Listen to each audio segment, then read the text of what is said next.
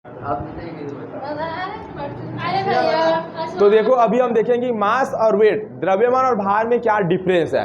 तो सबसे पहले डेफिनेशन देखते हैं, ठीक है ना। देखो मास क्वांटिटी ऑफ मैटर प्रेजेंटली, कोई भी बॉडी के अंदर जितना भी मैटर भरा हुआ है, कोई भी बॉडी के अंदर जितना भी मैटर भरा हुआ है, कोई भी वस्तु के अंदर जितना पदार्थ भरा हुआ है, उसे उसका क्या बोलते हैं अपन, मास बोलेंगे। और हिंदी में कहते हैं द्रव्यमान।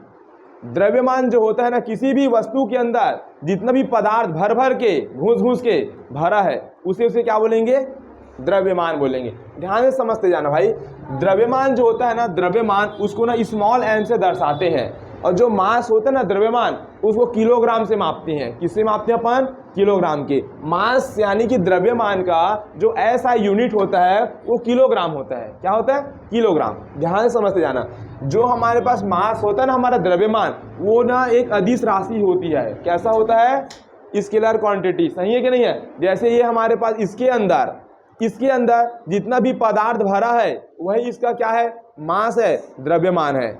और इस द्रव्यमान को मापना है तो कैसे मापेंगे, किलोग्राम में। किसमें मापना है, किलोग्राम में। जो द्रव्यमान होता है, जो मास होता है, इसका कोई दिशा होता है क्या भाई। इसको तुम मापोगे, तौलोगे तो ऐसे तौलोगे तो भी उतना दिखाएगा, तिरछा तौलोगे फिर भी उतना दिखाएगा। ऐसा नहीं बोलते अरे भाई रामू भाई तिरछा तौलो, तिरछा भाई, नॉर्थ डायरेक्शन में तौलो नॉर्थ डायरेक्शन में, साउथ डायरेक्शन में रखो साउथ डायरेक्शन में। ऐसा बोलते हैं क्या, नहीं बोलते ना। जब भी अपन मास को वजन करते हैं, तौलते हैं, तो उसमें कोई दिशा नहीं बताते कि इस दिशा से तौलो, उस दिशा से। भाई कैसे भी रखो यार, जितना भरा है पदार्थ उतना ही तो किलोग्राम शो करेगा। करेगा कि नहीं करेगा, करेगा।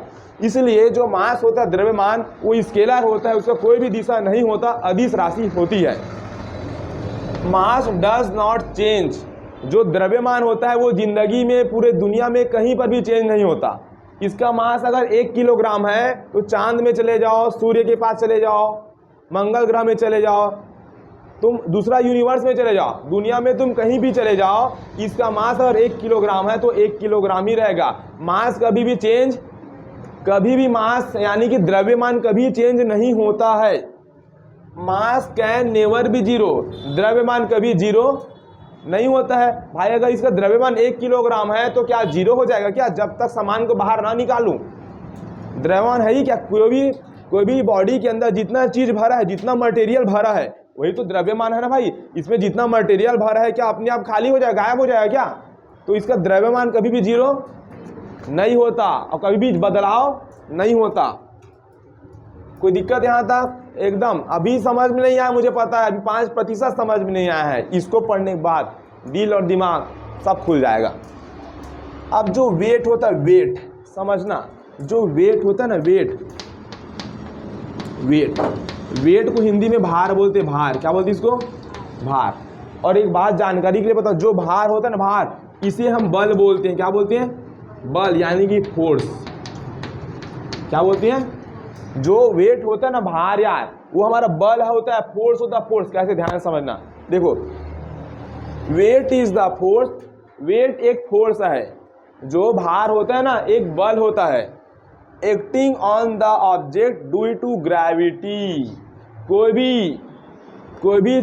भी सामान है ना, कोई भी चीज है ना, इसको जो हमारा धरती है ना, धरती हमारा जो अर्थ है, हमारा पृथ्वी है, हमारा अर्थ, हमारा पृथ्वी कोई भी चीज को अपनी ओर खींचती है, अपनी ओर खींचती है। तो अपनी ओर खींचती है तो इसकी वजह से इस पर क्या आता है, भार आता है, भार, वेट आता है। वेट क्या आता है, तो वेट कहाँ से आता है मालूम है। कोई भी चीज को, कोई भी सामान को, जो पृथ्वी होती है, धरती, वो अपनी ओर खींचती है, अपनी ओर, तो अपनी ओर खींचती है। इसी वजह से उस वस्तु पर क्या आता है, वेट आता है, भार आता है। इसलिए उसको बल बोलते हैं। क्या बोलते हैं, क्योंकि इस ऑब्जेक्ट को कौन खींच रहा है, पृथ्वी। देखो ये ऑब्जेक्ट है, क्या ये, इस ऑब्जेक्ट को पृथ्वी अपनी ओर खींच रही है कि नहीं खींच रही है। भाई नहीं खींचती तो मैं खड़ा रहता, क्या मैं हवा में उड़ता रहता। सही है कि नहीं है, ये हवा में उड़ता रहता कि नहीं उड़ता रहता, उड़ता रहता भाई। तो हर ऑब्जेक्ट को पृथ्वी जो होती है अपनी ओर एक बल से खींचती है, और इसी बल को अपन भार बोलते हैं। इसी बल को क्या बोलते हैं, भार। और जो भार होता है, भार यानी कि जो वेट होता है ना, इसका डायरेक्शन होता है, दिशा होता है। कैसे, उसका दिशा होता है वर्टिकली डाउनवर्ड डायरेक्शन। क्या होता है, यानी कि नीचे की ओर, ऊर्ध्वाधर नीचे की ओर। पृथ्वी जो होती है हर चीज को अपनी नीचे, अपनी सेंटर की ओर खींचती है, नीचे की ओर। हमको भी तो नीचे और खींच के रखिए कि नहीं, ऐसे इसको भी पृथ्वी नीचे को खींच के रखी कि नहीं खींच के रखी है भाई? अगर खींच के नहीं रखते हवा में ऐसे तैरते रहता। स्पेस, जो अब हम स्पेस में जाएंगे अंतरिक्ष में, वहां पर कोई हमें खींचने वाला होता है क्या? स्पेस में कोई भी बल काम नहीं करता, वहां पर कोई खींचने वाला होता है क्या? स्पेस में ऐसे तैरते रहता, फ्लोटिंग करते रहता, तैरते रहता। लेकिन अर्थ में क्या होता है, कोई भी ऑब्जेक्ट, कोई भी वस्तु जो रखा होता है उसको हमारा पृथ्वी जो होता है ना नीचे और खींचता है वर्टिकली डाउनवर्ड। इसलिए जो हमारे पास वेट होता है ना, भार, उसका एक दिशा होता है। यानी कि जो वेट होता है, वेट वो सदिश राशि होती है, वेक्टर क्वांटिटी। और कोई पूछेगा कि जो वेट होता है ना, वेट, उसका डायरेक्शन कैसे होता है यहाँ पर, तो वर्टिकली डाउनवर्ड डायरेक्शन होता है, क्योंकि पृथ्वी तो ऐसे ही खींच रही है ना, ऊर्ध्वाधर नीचे की ओर। अब कोई बोलेगा भैया इसका वेट कितना है, बता दो मुझे इसका वेट कितना है। इसके लिए कोई सूत्र है क्या? है भाई सूत्र। इसका वजन, इसका वेट माने इसका भार को निकालने का एक सूत्र होता है। देखो, W बराबर m into acceleration due to gravity. यानी कि जो वेट होता है ना, वेट, ये भार होता है, भार एक प्रकार का बल है, बल, सही है कि नहीं है? बल है ना। और इसका सूत्र क्या होता है? m इंटू जी। क्या होता है? m इंटू जी। m यानी कि उसका मास, मास, g यानी कि क्या होता है? गुरुत्वीय त्वरण। क्या बोलते हैं इसको?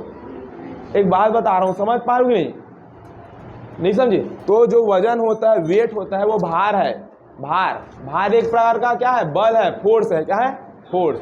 अब फोर्स को निकालने का एक ही फॉर्मूला हमारे पास, m इंटू जी। अब ध्यान से समझना भाई, यहाँ पर ना हमारा माइंड पूरा तरह से खुलेगा। देखना, एक बात बता रहा हूँ, ध्यान से समझना, ध्यान से समझना। जैसे कि एकदम एग्जाम्पल समझ, अभी ना मैं किलोवाट वाले मशीन में खड़े हो गया। अरे भाई हो गया ना खड़े, कोई दिक्कत है क्या? अब हम देखते हैं वहां पर भाई मेरा W आया, हम लोग बोलते हैं ना वहां पर भाई मेरा 50 किलोग्राम आ गया। अरे भाई क्या बोलते हैं अपन? हम किलोवाट में खड़े हो बोलते हैं ना 50 किलोग्राम है भाई, तुम बोलते यही मेरा भार है, यही मेरा वजन है, यही मेरा वेट है। बोलते हैं क्या? अबे वेट, वेट को किस में मापते हो तुम? वेट को किस में मापते हो तुम? वेट तो न्यूटन में मापते हो। यहाँ क्या लिखे हो? तो इस हिसाब से ये तुम्हारा मास होना चाहिए, इस हिसाब से तुम्हारा मास होना चाहिए। क्या होना चाहिए? लेकिन तुम इसको क्या बोल रहे हो कि तुम्हारा वजन कितना है, वेट कितना है? तुम ये हमारा वेट क्या बोलते हैं? 50 किलोग्राम बोलते हैं ना। गलत बात है, हमारा वेट 50 किलोग्राम नहीं है, वो 50 न्यूटन है। न्यूटन क्या है वो क्या है? वो हमारा वेट 50 किलोग्राम कतई नहीं है, वो क्या है? न्यूटन। क्योंकि जो वेट होता है भार, इसको किस में मापते हैं? और जो वेट होता है ये बल होता है, बल। क्या होता है? जब किलोवाट तौलने वाली मशीन में मैं खड़े होते हूँ, खड़े हो गया तो पृथ्वी हमें अपनी ओर खींच रही है कि नहीं खींच रही है? तो पृथ्वी जितना बल से हमें खींचेगी उतना ज्यादा किलोवाट वजन शो करेगा। करेगा नहीं करेगा? करेगा कि नहीं करेगा? नहीं समझे? तो मेरा क्या है? वेट। क्या है? वेट, जो पृथ्वी खींच रही है। इधर देखो, अब कोई भैया तो असल में आपका मास कितना है? असल में आपका मास को तो किलोग्राम में मापते हैं, द्रव्यमान को कितना है मैं निकालता हूं। देखो, W बराबर क्या होता है? m इंटू जी। ई क्या होता है? तो देखो मेरा वेट कितना है? 50 न्यूटन। कितना है? यहां लग दूंगा 50। और मास मुझे नहीं पता है, द्रव्यमान ऐसे ही छोड़ दिया खुलेआम। ये क्या होता है? अर्थ का ग्रेविटी, यानी कि जो अर्थ होता है धरती, वो कितना बल से खींच रही है मुझे, कितना खींच रही, मतलब अर्थ का गुरुत्वीय त्वरण कितना होता है? यहाँ पे लिखा हूं, अर्थ का गुरुत्वीय त्वरण होता है 9.8 मीटर पर सेकेंड स्क्वायर।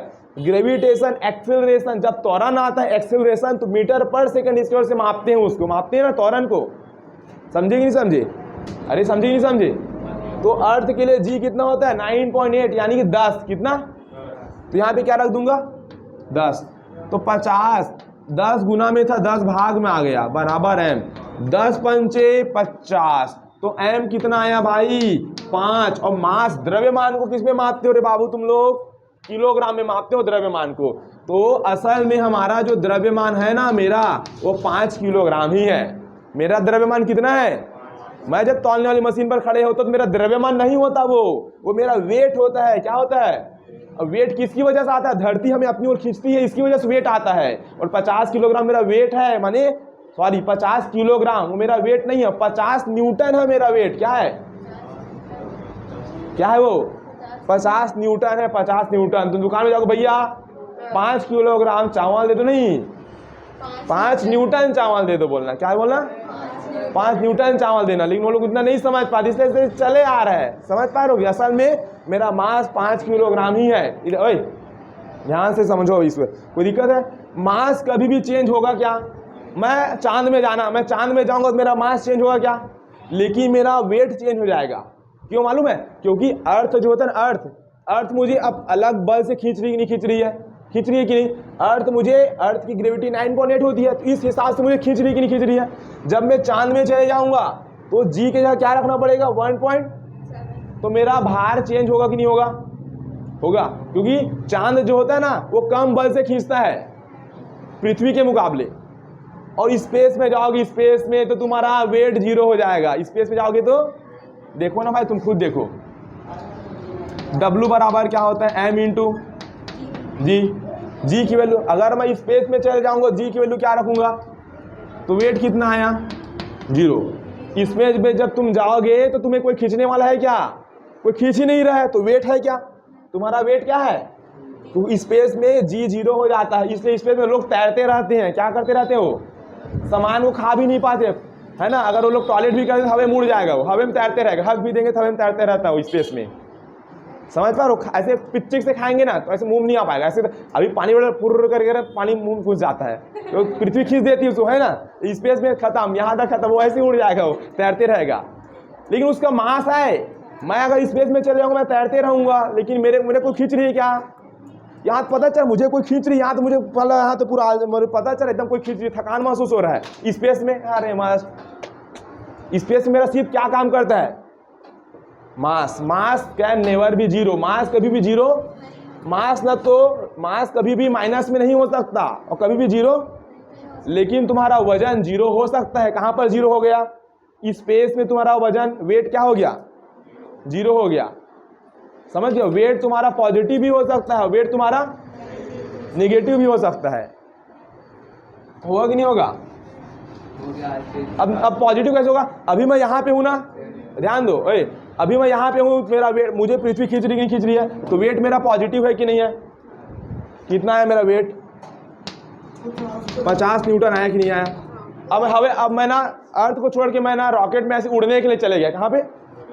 तो अब मुझे धरती उतना फोर्स से खींच रही है, लेकिन मैं उस फोर्स को तोड़ के आगे निकल रहा हूँ। माने ग्रेविटी, मैं धरती खींच रही है उसको मैं छोड़ के निकल रहा हूँ कि निकल रहा हूँ? वो तो मेहनत करी, अरे खींच रहा हूँ, तुम भाग रहे हो, तो मेरा वेट धीरे धीरे वहाँ पे कम हो रहा होगा कि नहीं हो रहा होगा? मैं तुम्हें जिस फोर्स से भी खींच रहा हूँ तो वेट है तेरे यहाँ पे, और तुम मुझे छोड़ के भाग रही है, उधर भाग रही है, तो तेरा वेट कम होगा कि नहीं होगा? तो वेट वहाँ पर क्या आएगा? कम होगा कि नहीं होगा? तो वेट पॉजिटिव भी होता है, निगेटिव भी होता है और 0 भी होता है। 0 कहाँ पर होता है?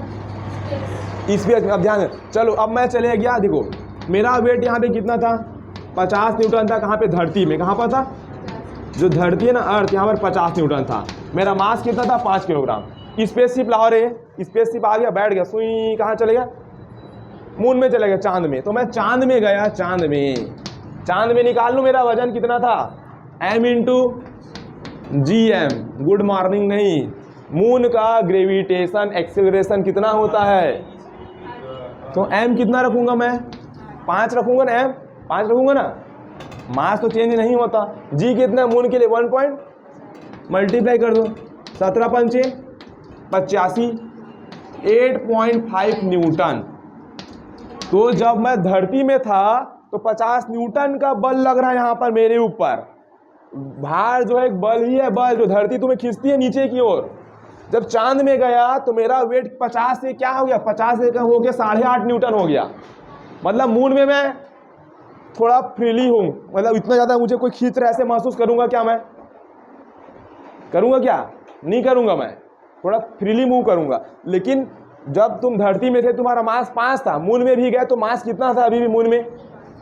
इसलिए मास कभी भी 0 नहीं होता। मास एक जगह से दूसरी जगह जाने पर मास चेंज, तुम्हारा जो भार होता है, भार, वो एक जगह से दूसरी जगह जाओगे तो चेंज हो जाता है। देखो चेंज हो गया ना भार। तो मास और भार में डिफरेंस है, देख लो। समझ पाए कि नहीं समझे? समझे कि नहीं समझे यार? वेट वेरिएबल होता है, भार जो होता है क्या होता है? वेरिएबल होता है। अगर तुम प्लेस को चेंज करोगे तो तुम्हारा वेट भी चेंज हो जाएगा।